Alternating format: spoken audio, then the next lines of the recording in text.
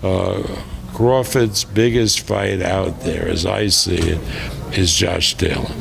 And maybe Teofimo one day moving up, or and Teofimo moving up, yeah. Thank you, Bob. What is next for Terence? Thank you. What is next for Terence, Bob? What? What is next for Terence? For Crawford. We're discussing that, and you know, there are a lot of guys that he can fight that are interesting. There's a lot of 140 pounders that want to go up to 147, like maybe Ramirez, maybe Prograis, maybe a number of guys that we've been talking to. Maybe Zepeda would be a hell of a fight.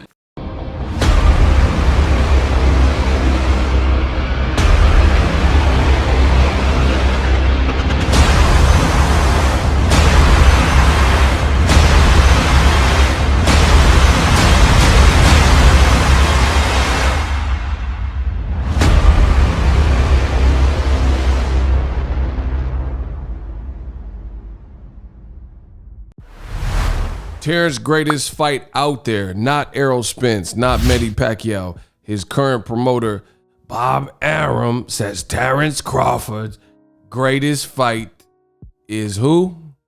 Josh Taylor. We're going to talk about all that and more. Stay tuned. Wow. Man, the walls are closing in for Crawford's next decision. You guys seen at the beginning. Terence Crawford, Josh Taylor is allegedly the biggest fight available for Terence Crawford. He also says, forget about Errol Spence. Errol Spence wants to move up. It's all about Josh Taylor and Crawford, right? Errol Spence knows he can't beat Terence Crawford. This is ESPN. It says Errol Spence knows he can't beat Terence Crawford, and he's gonna go up and wait after the Manny Pacquiao fight. So forget it. Crawford's biggest fight out there, as I see it, is Josh Taylor. If we do the fight in the UK, it'd be massive, a massive event. End quote. Now, this is just crazy. I disagree 1000% with Bob Arum. And it's ironic that old media, they told you they wanted to see Terence Crawford versus Errol Spence so bad, and they said this is the fight that they want. And then when Terence Crawford and Top Rank don't have the leverage in that situation, and Spence gets the fight that Crawford and his team said that they wanted, now all of a sudden the rules are off. And to me, this statement is an admission, and it's in a way waving the white flag when you know you don't have the leverage. Just look at the situation.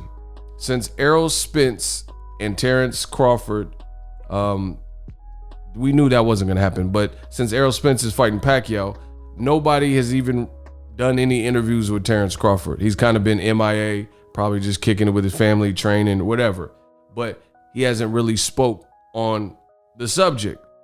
His trainer was out and about for the Lomachenko fight week, and his trainer, Bomac, said he don't give a F about the Terence Crawford nemesis, Errol Spence, getting the Pacquiao fight. And then he reiterated that he don't give a rat's butt or whatever he said, corn uck, about Errol Spence versus Manny Pacquiao, which is obviously a big fight. How can you not care about that fight if your fighter's a champion and said he wanted to fight both, and now you don't want to see the fight or you don't care who wins and all this stuff? But this is the same guy that Crawford said he was training for. This is the same guy you guys said you wanted to fight in Qatar, in Abu Dhabi. Now again, this is an admission when Bob Arum's saying Errol Spence knows he can't beat Terence Crawford, and he's gonna go up and beat. He's gonna go up and wait after he beats Pacquiao. So for me, this is just an admission that Top Rank is unable to provide Terence Crawford with the quality fight that he's looking for. So they're just blaming it on Errol Spence, more blame game, and saying, oh, he doesn't want the fight and he's gonna move up and wait, so forget about him. It's all about Crawford, Josh Taylor.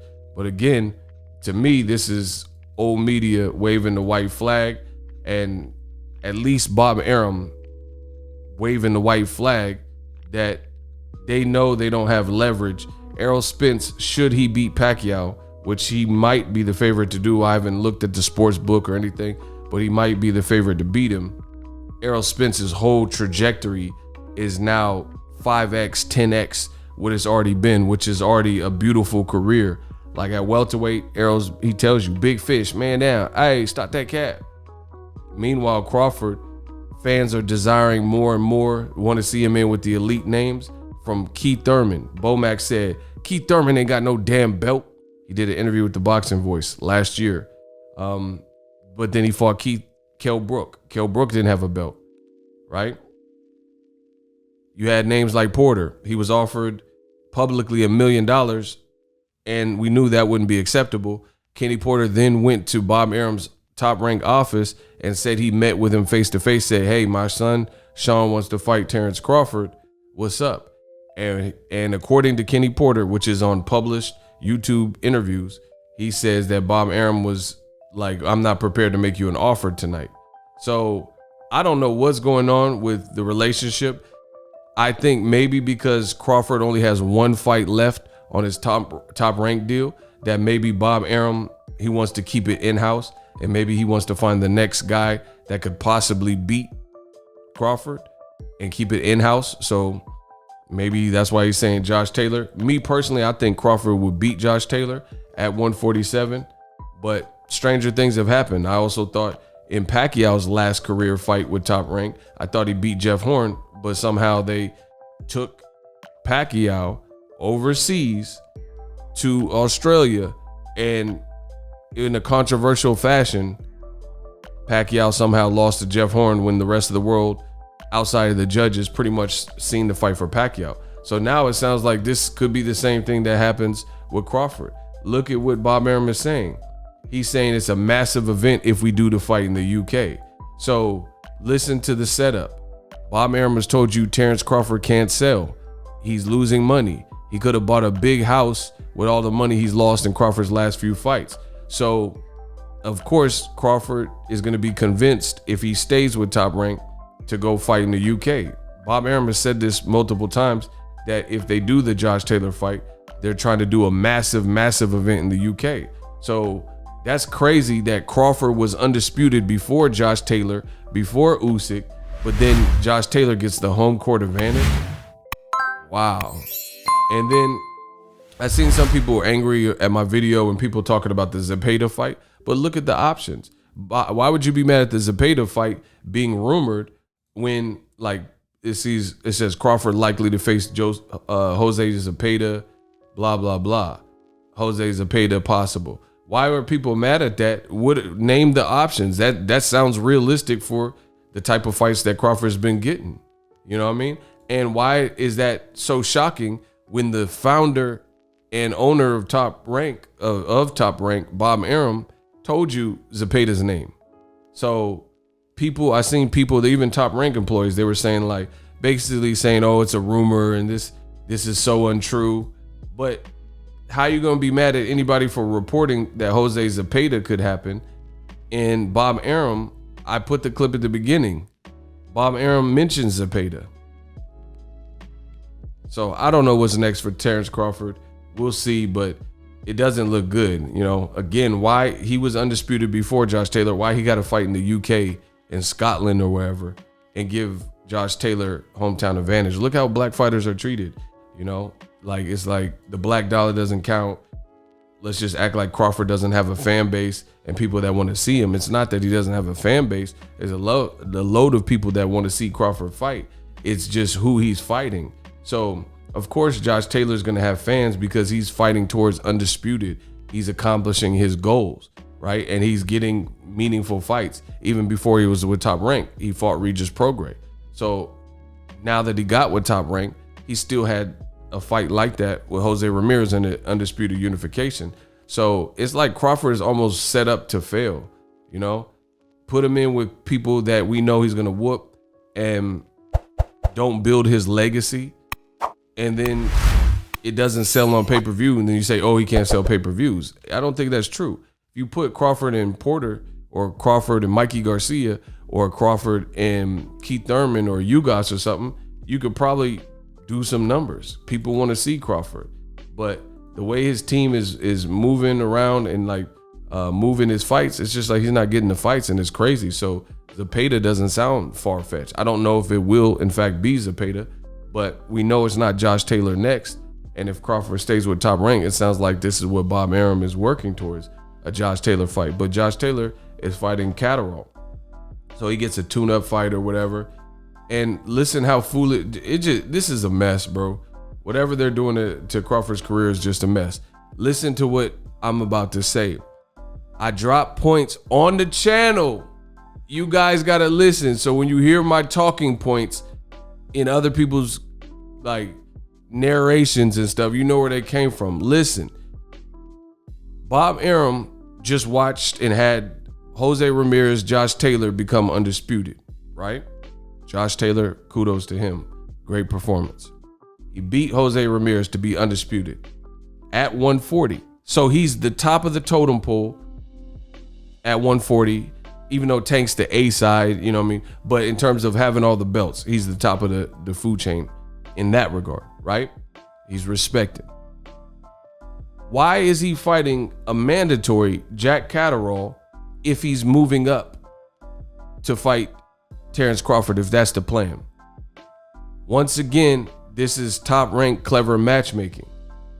Let me tie this into you. Why is Josh Taylor, if he's already fought Regis Prograis, won the World Boxing Super Series, won the Muhammad Ali trophy, and then just beat Jose Ramirez at 140 to solidify himself as the man, and he has all the belts, you know, right? So he's already solidified himself at 140. Why on earth is he fighting a mandatory if he's moving up to 47? So you're taking care of a mandatory because it's an obligation at 140, knowing you're trying to schedule Josh Taylor and Terence Crawford. So why isn't Josh Taylor, why is he even worried about mandatories? Because if you remember when Crawford, I was at his fight in Lincoln when he beat Ndongo to become undisputed. He had already done so much at 140 and become undisputed. There was nothing left for him to do.